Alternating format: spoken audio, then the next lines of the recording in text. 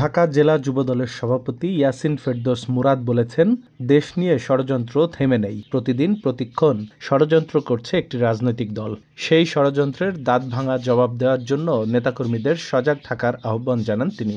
শুক্রবার বিকেলে বাথুলী এলাকায় সুতিপাড়া ইউনিয়ন বিএনপি, যুবদল ও ছাত্রদলের আয়োজনে বিশাল জনসভায় যোগ দিয়ে প্রধান অতিথির বক্তব্যে তিনি এসব কথা বলেন।